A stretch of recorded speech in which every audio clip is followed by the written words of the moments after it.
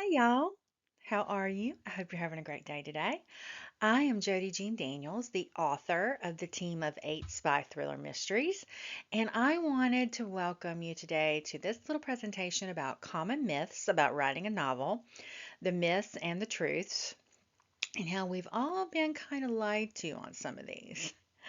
I'm here to guide you through the common misconceptions about writing a novel and reveal the truth that will help you approach your writing with confidence.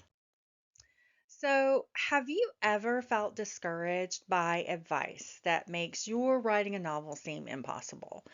Well, you are not alone. Myths about writing can create these huge unnecessary hurdles, but today we are going to clear those up and I'm going to set you on a realistic path to success.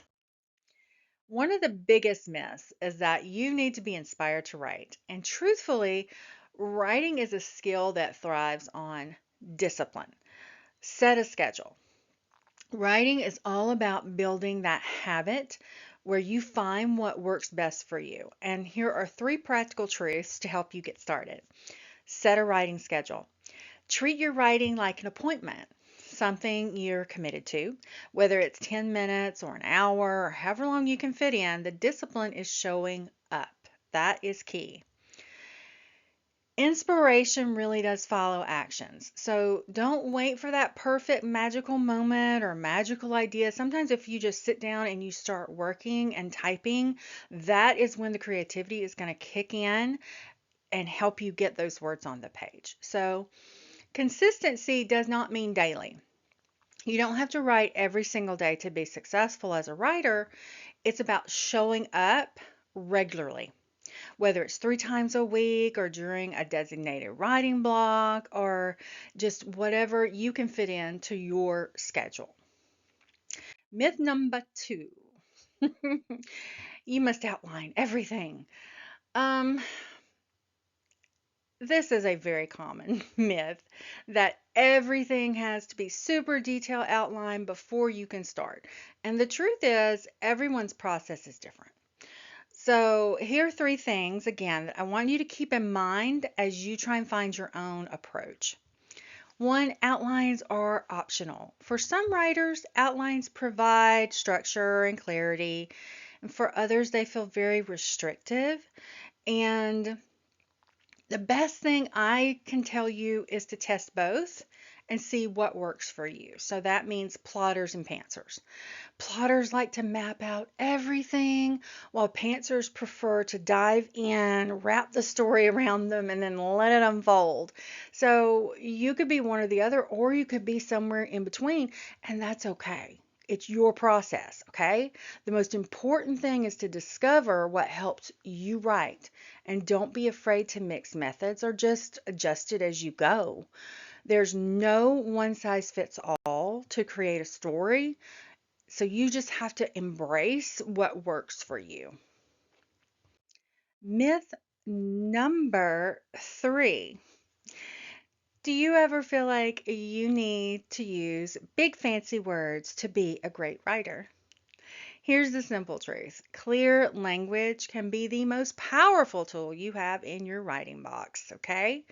The 3 key points to remember here is clarity over complexity. Don't overload your writing with complicated words. Focus on what makes your story easy to understand and enjoyable to read. Storytelling comes first. Your readers are going to connect with your characters and emotions, not how big your vocabulary is. So keep the heart of your story front and center. And sometimes less can be more. So simple language used with intention can create the strongest impact. A well placed word or phrase can often say more than an overcomplicated sentence. So remember that it's not about impressing your readers, it's about connecting with your readers. Myth number 4. Does the idea of writing out of order sound a little bit just crazy to you? Well, here's the secret. It can actually boost your creativity. I use this. A lot of authors use this. So let me break it down for you. You need to just follow your inspiration. If you have that one scene that's just been going over and over and over in your mind and you're really excited about it, but it's not where your story's going to start, it doesn't matter. Start with the most compelling parts, and that can keep your energy high and your creativity flowing. And forget about linear stories, don't have to come together chronologically. You can connect the dots later during revision. This is going to help you build your momentum because you're tackling the parts of your story that you're really excited about and it's motivating you and makes the process fun. So remember that there's no wrong way to write your story. No wrong way. It's your story, your process. Myth number 5. Let's talk about that final draft. First draft, rather. I'm sorry. It's not supposed to be perfect.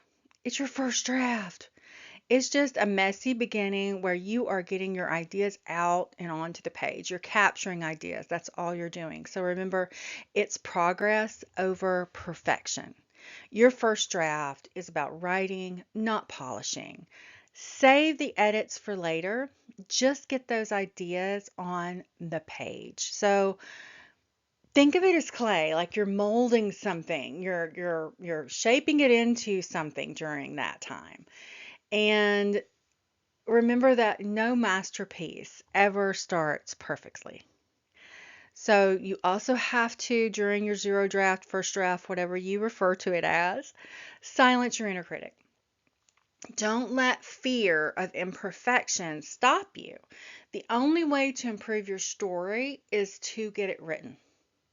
Your first draft is just a starting point, not a final destination. So give that messy old first draft a big old hug and just keep going. Just embrace the messy. Now, myth number 6.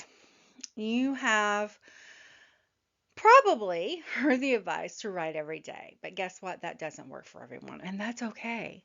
What really matters is consistency. So here's 3 things that I have used.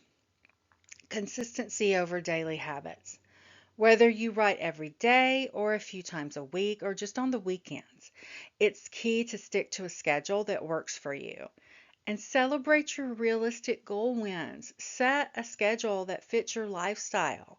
It's better to write twice a week consistently than to burn out trying to write every day.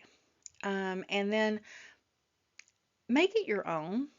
Writing routines aren't one size fits all. Experiment around, play around, and find out what keeps you motivated and happy. What brings you joy when you write. And remember, it's not about how often you write, it's about showing up regularly and making progress. Progress, not perfection. Myth number 7. Only full-time writers can succeed.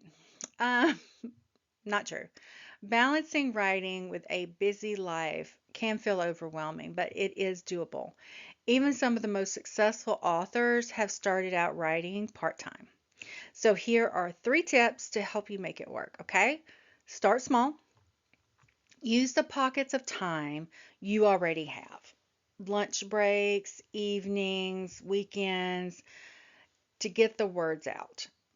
Small, consistent efforts will add up. And again, progress over perfection. Don't stress about writing for hours every day. Even 15 minutes can make a difference and keep you moving forward. Make writing fit your life. Your schedule doesn't have to look like anyone else's because you have to find what's going to work for you so you'll stick to it. You don't need endless free time to be a writer. You just need a plan and some determination. All right, guys. Myth number 8, the final one. Publishing guarantees success. I wish it was that easy.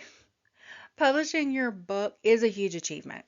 I mean, it is. It's to be celebrated. It's an exciting time, but it doesn't always lead to instant fame or fortune. The key to success is to determine what truly matters to you. And these are things that have helped me. You need to define your definition of success. Is it connecting with readers? Is it sharing your story? Is it building a career or a business? And then focus on what feels meaningful to you. And fame isn't everything. Most authors do not become overnight sensations, and that's okay. Success can be about making an impact, not just a fortune. And please, you guys know I'm a huge advocate of this. Celebrate your milestones, every step. Your writing, your editing, your publishing, all of it is a win. So take pride in the journey as much as your destination. I know we're all trying to get to that one destination, but success does not revolve around money. It revolves around the joy in your heart. And success looks different for everyone. And what matters is finding your why and staying true to it. All right, let's wrap up a little bit. So, writing can feel overwhelming at times, but there's good news is that you're not alone and you're capable of reaching your goals. So, we've talked about some common myths today that can hold you back, and we shared some truths to give you more confidence. So, remember that every writer's journey is unique, and some days might feel easy and other days might feel like you're going straight uphill. But it's all part of the process. And the key is to focus on progress, not perfection.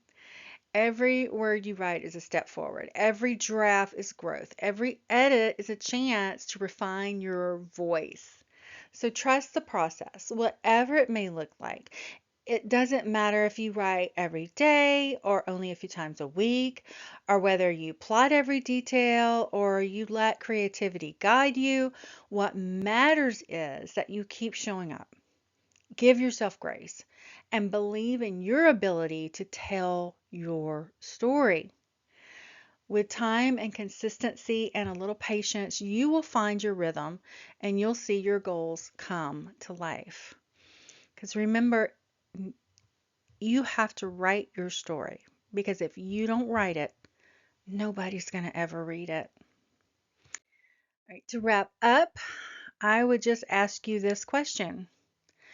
What's stopping you? Start your novel, finish that draft, dive into those revisions. Writing a novel is a journey and it starts today. And you've got this, guys. You can do this. Tell me in the comments below what you have going on, what you're working on, and how I can be a help. Now, next week, we are going to continue looking at the big picture. This is part of a series for this month. And next week, we are going to talk about why book crafting matters. And also, if you are members of my Patreon or my YouTube memberships, you're going to get an extra video on the big picture and about the crafting journey. I will be using some examples from my own personal journey. So that is something for us to look forward to do together. So I'm excited.